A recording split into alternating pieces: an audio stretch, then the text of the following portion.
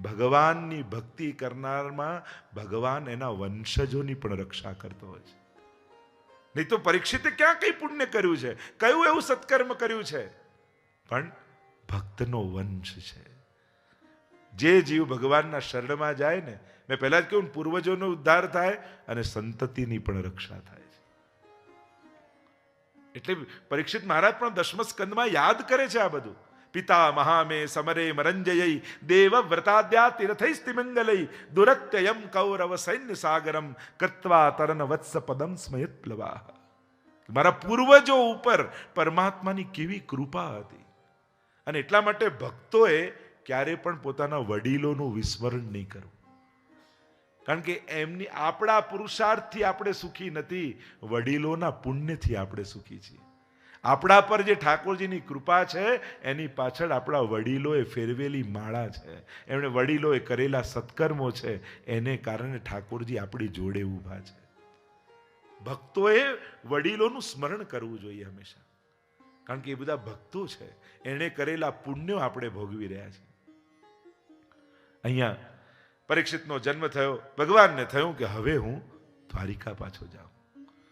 રજા માંગવે છે, બધા રોકવાનો પ્રયાસ કરે છે કે પ્રભુ આપના વગર અમે કેમ રહીશું? એના કરતાં તો દુઃખ સારું હતું કે દુઃખમાં આપ અમારી જોડે હતા અને હવે અમને છોડીને જાઓ છો. પ્રભુ કે ના, આટલા સમયથી હું અહીંયા છું, દ્વારિકા વાસીઓ મારી પ્રતીક્ષા કરતા હશે, હવે મને પરવાનગી આપો, હવે હું રવાના થાઉં.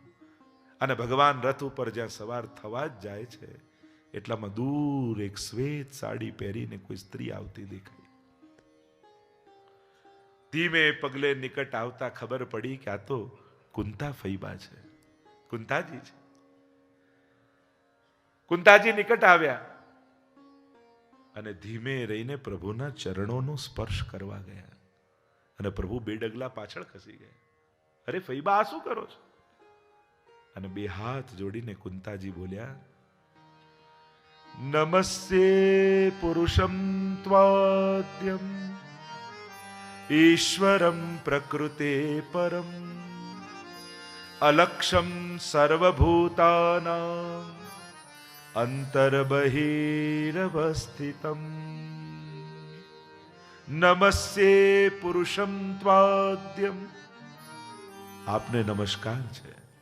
અરે આ તો ઉલટું કરો છો ભાઈ. મા, માસી અને ફોઈ આ તો ત્રણે સમાન આદરણીય કહેવાય. મારે તમને પગે લાગવું જોઈએ, તમે મને નમસ્કાર કરો છો. પ્રભુ, નાટક કરવાનું હવે બંધ કરી દો, હું આપને ઓળખી ગઈ છું. અરે આપ મને ઓળખો જ છો ને? ના, સાચો પરિચય હવે થયો. આપ તો આદિ પુરુષ છો. અરે આદિ પુરુષ તો બ્રહ્માજી છે. હું બ્રહ્મા છું. પ્રકૃતિ પરમ. બ્રહ્માજી પણ પ્રકૃતિને આધીન છે, આપ તો પ્રકૃતિને પર છો. અને એટલા માટે જ વિષ્ણુની ઉપાસના થાય, મહાદેવજીની ઉપાસના થાય, પણ બ્રહ્માજીની જલ્દી ઉપાસના નથી થતી હોતી. કારણ કે વિષ્ણુ અને શિવ એ ઈશ્વર કોટી છે, બ્રહ્માજી જીવ કોટીમાં આવે છે. કારણ કે બ્રહ્માજી શાશ્વત નથી. વિષ્ણુ શાશ્વત છે, શિવ શાશ્વત છે, બ્રહ્માજી શાશ્વત નથી. કારણ કે જ્યારે પ્રલય થાય ને ત્યારે બ્રહ્માજીનો લય થઈ જાય છે. અને જ્યારે સૃષ્ટિનું સર્જન થાય ત્યારે ભગવાનની નાભીમાંથી કમળ અને કમળમાંથી બ્રહ્માજી પુનઃ પ્રગટ થાય છે. એટલે શાશ્વત ન હોવાને કારણે એમને જીવકોટીમાં મનાય છે.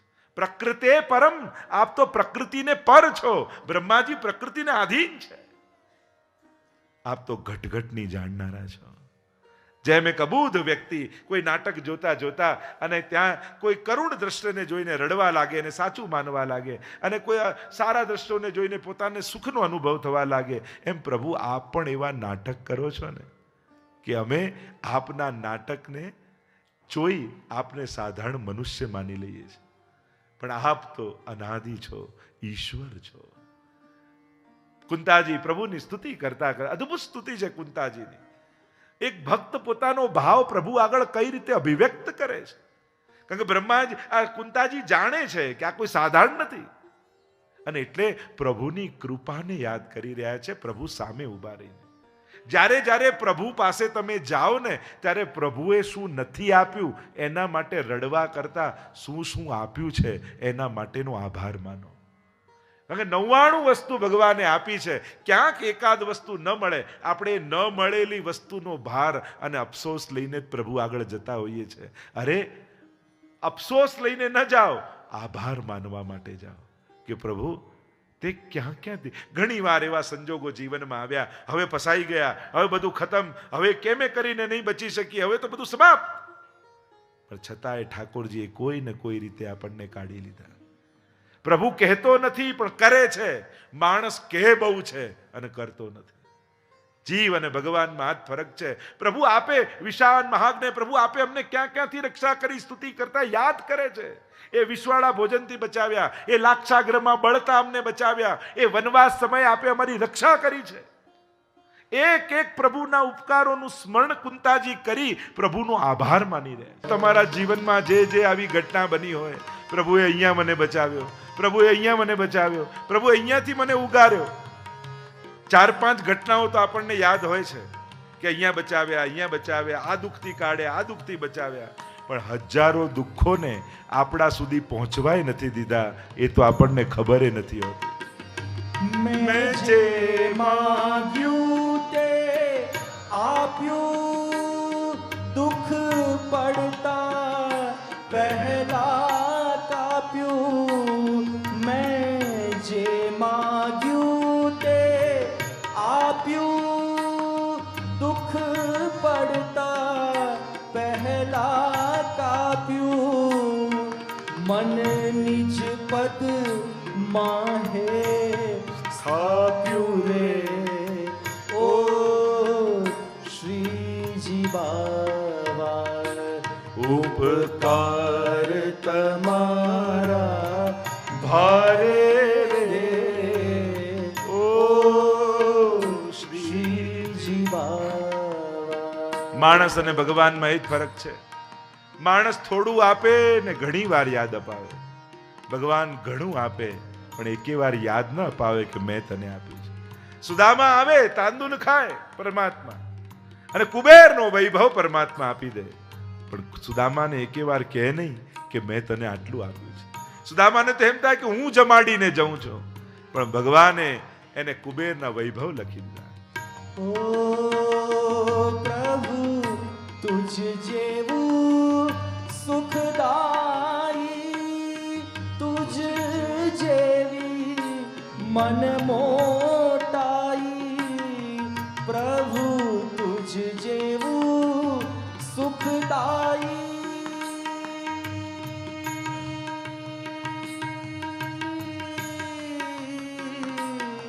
પ્રભુ તુજ જેવું સુખદાયી, તુજ જેવી મન મોટાઈ.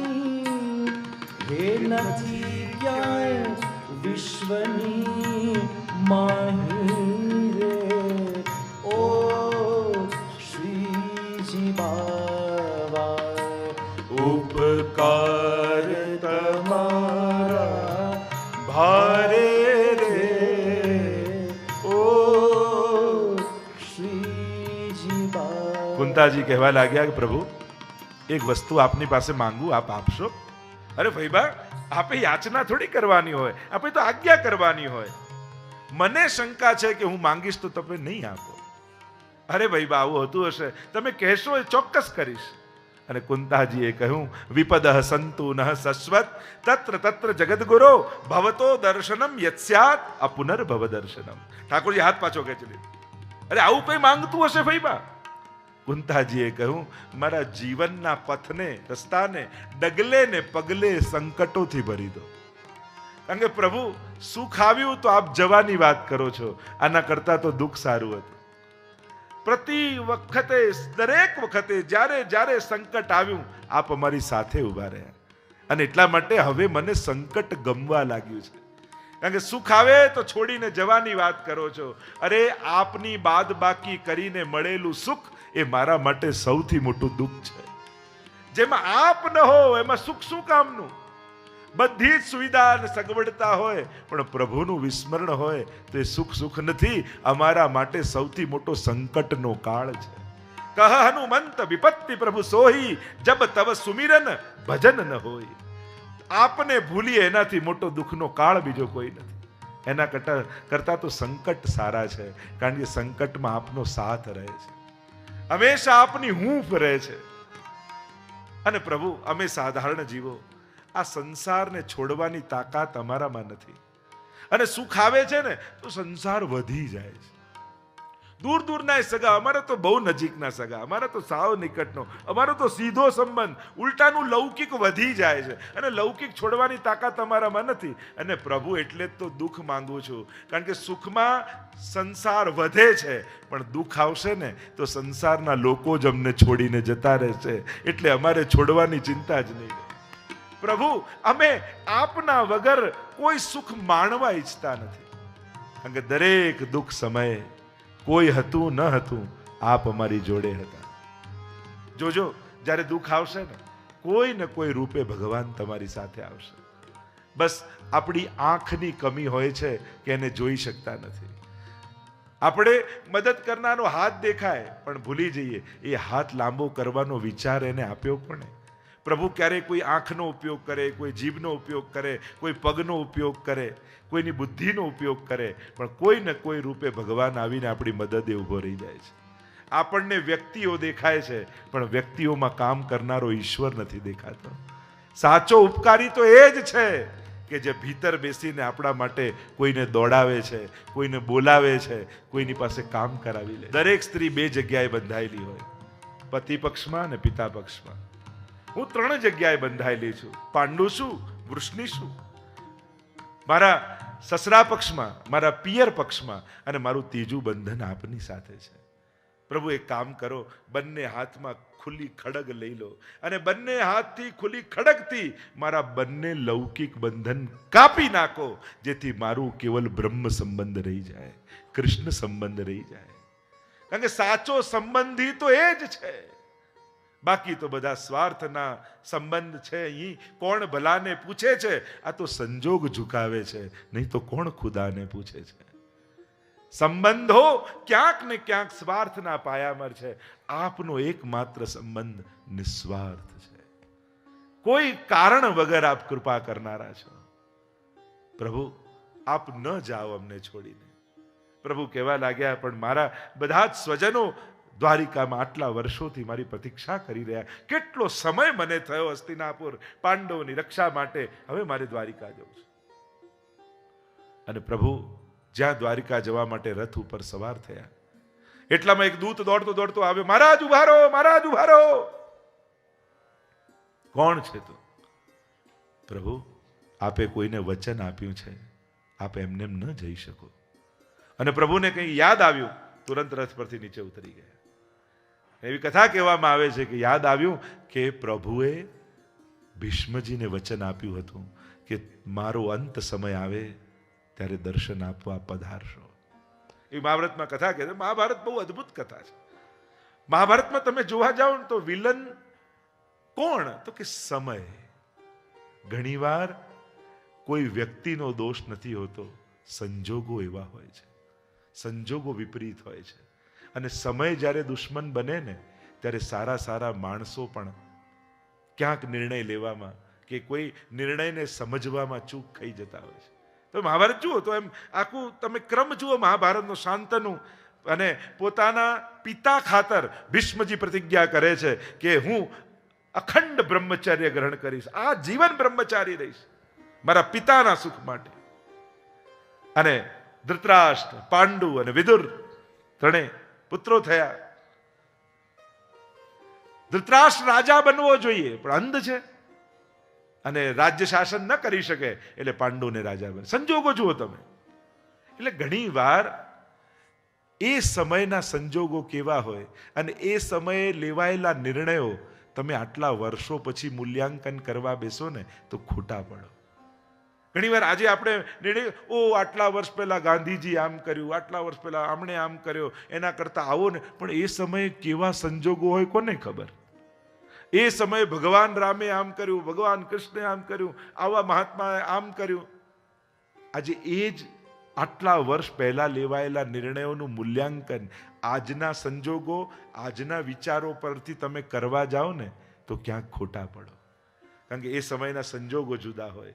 તમારે એ સમયનો માહોલ વિચાર કરી અને પછી કંઈક સાર કાઢવો પડે. ઘણીવાર ઘણા લોકો ભૂતકાળમાં લીધેલા નિર્ણયોને આજના વર્તમાનમાં મૂલવવા જાય છે ને, તો એ લોકો ખોટા પડતા હોય છે. એમના નિર્ણયો સાચા નથી હોતા, એમના વિચારો સાચા નથી હોતા, કારણ કે એ સમયના સંજોગો એવા હોય. આ મહાભારતમાં પણ તમે જુઓ તો સંજોગો કેવા. અને ભીષ્મજી પ્રતિજ્ઞા કરે છે, ધૃતરાષ્ટ્ર રાજા બની શકે નહીં, પાંડુને રાજા બનાવ્યા, એ બીમાર અને પછી એ અલ્પાયુમાં મૃત્યુ પામ્યા, એટલે કાર્યકારી રાજા તરીકે પાછા ધૃતરાષ્ટ્રને ગાદી મળી, ખુરશી મળી.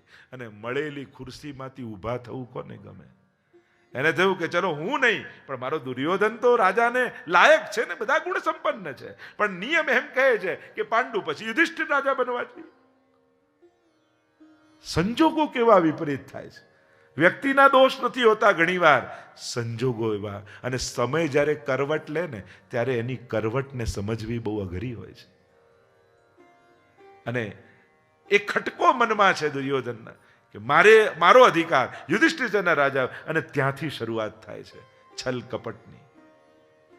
આવા સંજોગો, એટલે આ બધું જીવનમાં જ્યારે સંજોગો, ભૂતકાળ અને એ સમયે લેવાયેલા નિર્ણયો, એ સમયે થયેલી ઘટનાઓ, એ આજે આટલા વર્ષ પછી એને જોવા જાઓ તો એના માટે બહુ મોટી બુદ્ધિથી વિચારવું પડે, બહુ દૂરંદેશીથી વિચારવું પડે.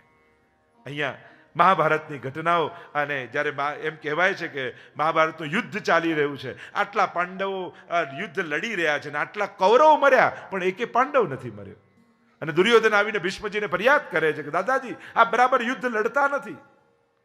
ભીષ્મજી જ્યાં સુધી સેનાપતિ છે ને, ત્યાંથી ધૃતરાષ્ટ્રને પણ એમ ભરોસો છે કે જીતવાના તો અમે જ છીએ ને. એટલે ભગવાને જ્યારે વ્યાસજીએ કહ્યું ધૃતરાષ્ટ્રને કે તને હું એવા દ્રષ્ટિ આપું કે તને યુદ્ધ દેખાય, તારે જોવું છે?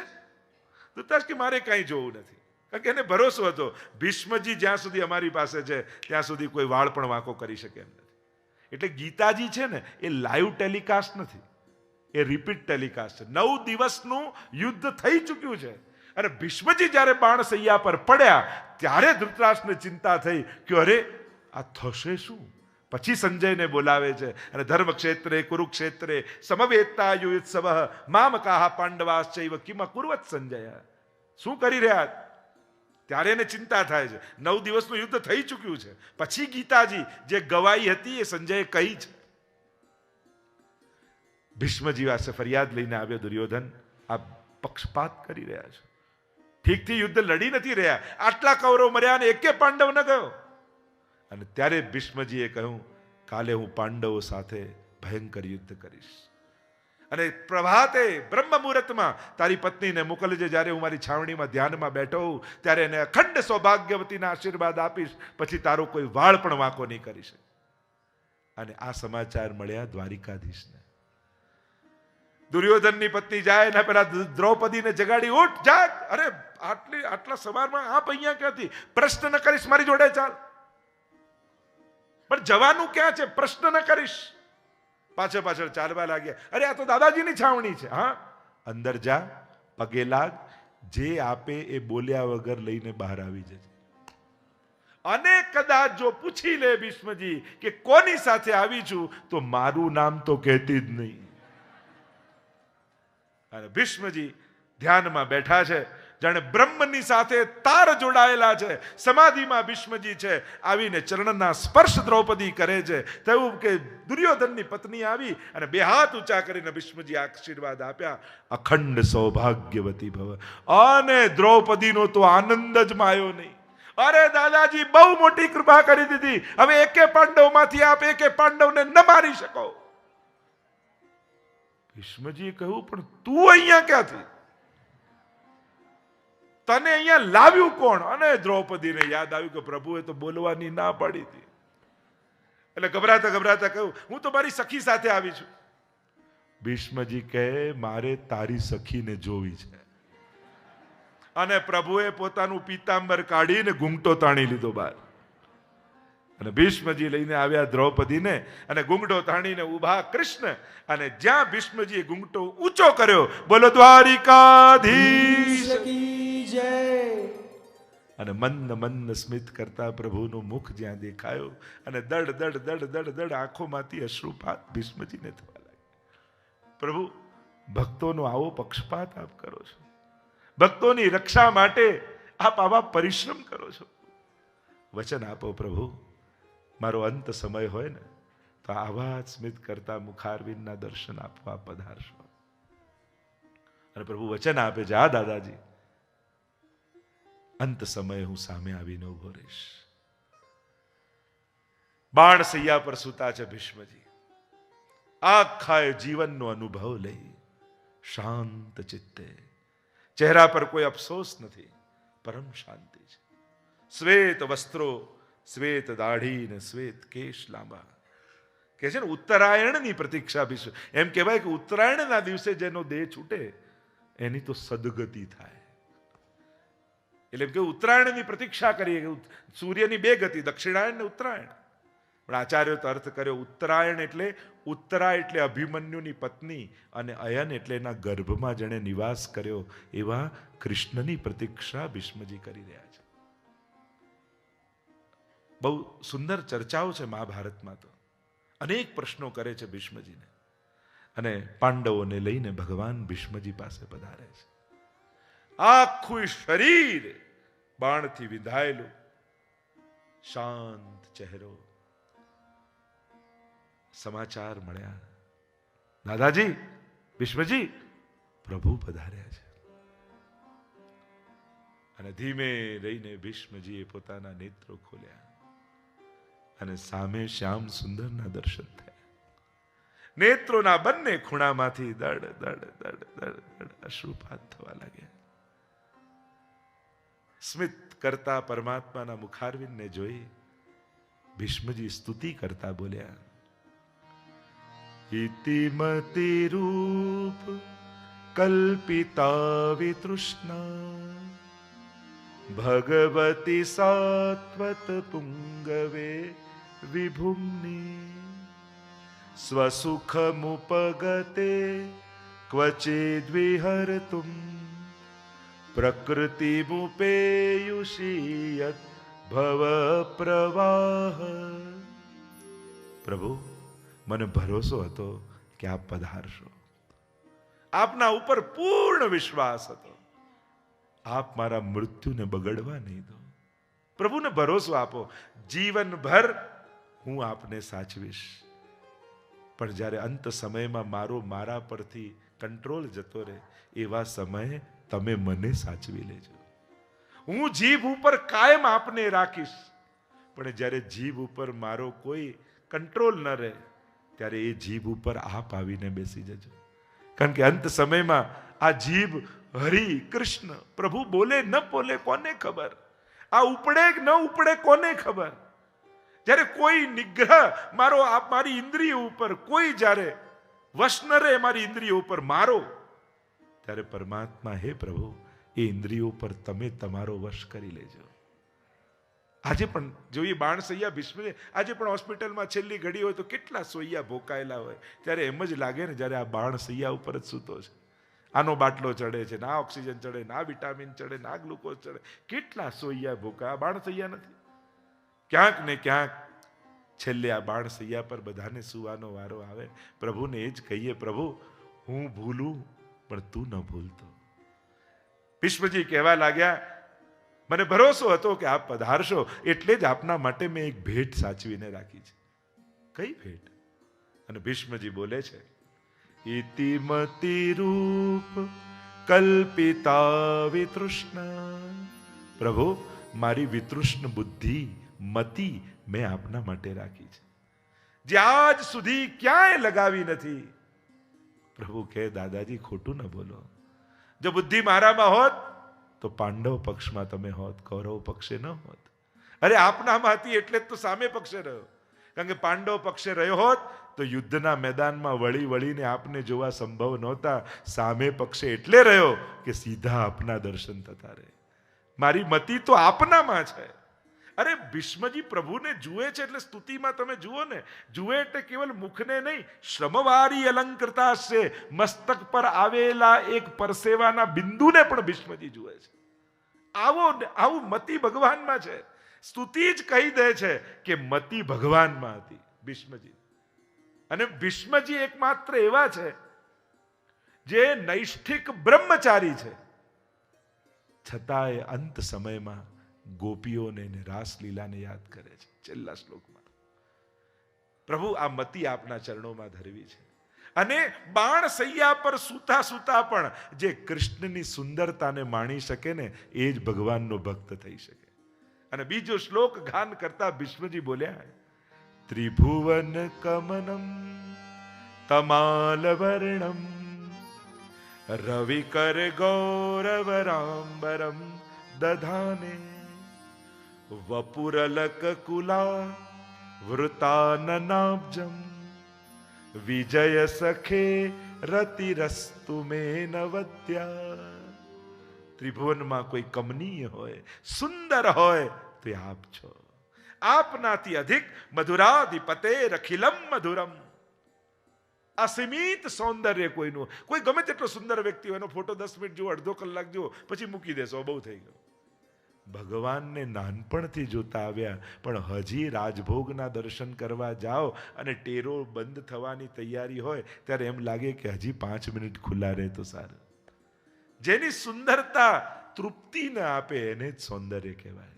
જે પ્રાકૃત હોય એની તૃપ્તિ હોય, જે અપ્રાકૃત હોય એની અસીમિતતા હોય, એની તૃપ્તિ ક્યારેય ન થાય, એના ઓડકાર ક્યારેય ન આવે. ત્રિભુવન કમનમ તમાલ વર્ણમ. આપ તો તમાલ વૃક્ષ જેવા પરોપકારી છો. કારણ કે મન રે તો વૃક્ષન કો મત લે, કાટે તા પર ક્રોધ નહીં, सींचे ता नहीं स्नेह, और जो वाको पत्थर फेंके ताही को फल दे. આ વૃક્ષ જે અમે ઘણા પથ્થરો ફેંક્યા આપની સામે, પણ આપે તો હંમેશા કૃપાના ફળ જ આપ્યા છે. તમાલ વર્ણમ રવિકર ગૌરવરાંબરમ. સૂરજના કિરણો જેવું પીતાંબર આપ ધારણ કરીને આવ્યા છે. ત્યાં વેણુ ગીતમાં કનક કપીશમ છે, સોના જેવું પીળું છે. અહીંયા સૂરજના કિરણો જેવું પીળું છે. ત્યાં માયા રૂપ છે, અહીંયા જ્ઞાન રૂપ છે. અહીંયા તો દર્શન આપવા પધાર્યા છે, ત્યાં તો શ્રીઅંગને ઢાંકવાનું છે. રવિકર ગૌરવરાંબરમ દધાને વપુરલક કલાવૃતા નનાબ્જમ. હે વિજય સખે રતિરસ્તુ. આપના ચરણોમાં મારી રતિ થાય. ભીષ્મજી એક એક ઘટનાઓને યાદ કરે છે. સ્વનિગમમ અપહાય મત પ્રતિજ્ઞા. જ્યારે ભીષ્મજીએ પ્રતિજ્ઞા ભગવાને કરી કે હું યુદ્ધમાં રહીશ પણ હથિયાર હાથમાં નહીં લઉં, અને ભીષ્મજીએ પ્રતિજ્ઞા કરી કૃષ્ણના હાથમાં હથિયાર લેવડાવીશ, એની પ્રતિજ્ઞા તોડાવીશ. અને એક પછી એક બાણ ભીષ્મજી છોડે, ભગવાનના કવચ ભીંધાય, ભગવાનનો મુગટ પડે, પણ પ્રભુ શાંત રહી અને રથની લગામ પકડીને ઊભા રહે. અને હવે ભીષ્મજીને થયું કે આ બાણ ઠેકાણે વાગતા નથી. હવે બાણ લઈને જ્યાં અર્જુન તરફ છોડ્યું, અર્જુનનું ગાંડિયું પડ્યું, રથનું પૈડું તૂટ્યું. પડેલો અર્જુનને જોયો ને ભગવાનને આવ્યો ક્રોધ. પડેલા તૂટેલા પૈડાને આંગળીમાં લઈ અને એક સિંહ હાથીને મારવા માટે દોડે એમ ફલાંગો ભરતા ભરતા પરમાત્મા ભીષ્મજીનો ગ્રાસ કરવા માટે ભાગે છે. અને ગતોત્તરીય, ભગવાનનું ઉત્તરીય ભૂમિ પર પડી ગયું. સ્વનિગમમ અપહાય મત પ્રતિજ્ઞા. અને હરિ રીવ હંતુ બિભમ ગતોત્તરીય. હરિ જેમ સિંહ હાથીને મારવા દોડે એમ પરમાત્મા ભાગ્યા, પણ માર્યા નહીં. એક કારણે બતાવ્યું કે એ સમયે ભીષ્મજીને મદ આવ્યો કે જો ભગવાનની પ્રતિજ્ઞા તોડાવી, હું જીત્યો ને હાર્યા. પ્રભુએ વિચાર કર્યો કે ભક્તના મનમાં મદ હશે ને મારીશ ને તો અધોગતિ થઈ જશે. મારા ભક્તની હું ક્યારે અધોગતિ ન થવા દઉં. મહાપ્રભુજી સુબોધનીમાં કારણે બતાવે, ભગવાન કાળ બન્યા અને કાળ બનીને ગ્રાસ કરવા ગયા. અને કાળ એ બ્રાહ્મણ છે, અને બ્રાહ્મણમાં એવો નિયમ છે કે ઉત્તરીય પહેર્યા વગર ભોજન ન કરાય. અને ભગવાનનું ઉત્તરીય પડી ગયું એટલે ભીષ્મજીનો ગ્રાસ ન કર્યો. કારણ કે પૃથ્વી કાપવા લાગી. સત્યવ્રત એવા ભગવાન જો પોતાના સત્યવ્રતને છોડી દે તો હમણાં ને હમણાં પ્રલય થઈ જાય, પૃથ્વી સમાપ્ત થઈ જાય. અને ધ્રુજવા લાગી પૃથ્વી, એટલે ભગવાને ધીમે કરીને ઉત્તરીય નાખ્યું ભૂમિ પર અને જાણે આશ્વાસન આપ્યું કે ગભરાઈશ નહીં, આવું કાંઈ થવાનું નથી. હું દોડું તો છું પણ ગ્રાસ નહીં કરું. અનેક અનેક કારણો આપ્યા છે. અને અહીંયા ભીષ્મજી સ્તુતિ કરતા કરતા રાસલીલાને યાદ કરે છે. વિચાર કરો, નૈષ્ઠિક બ્રહ્મચારી એવા ભીષ્મજી જેણે સ્વપ્નમાં પણ સ્ત્રીનો વિચાર નથી કર્યો, એ અંત સમયમાં ગોપીઓને યાદ કરે છે. રાસલીલાની પવિત્રતાનું સૌથી મોટું પ્રમાણ કોઈ હોય તે ભીષ્મ સ્તુતિ છે. ललित गति विलास वल्गुहास प्रणय निरीक्षण कल्पितो रुमाना। रास करते करते जब गोपियों के मध्य में प्रभु अंतर ध्यान हो गए और गोपियां उन्मत्त होकर कृष्ण कृष्ण कृष्ण पुकारती हुई कृष्ण की लीलाओं का अनुसंधान और अनुकरण करती स्वयं कृष्ण रूप हो गई। प्रभु ऐसे कृष्ण के चरणों में मेरी रति मति और गति हो, क्योंकि प्रभु मैंने आपको बहुत परिश्रम दिया, बहु ज परिश्रम आप्यो छे, पण आपे तो सदाय करुणा ज करी छे।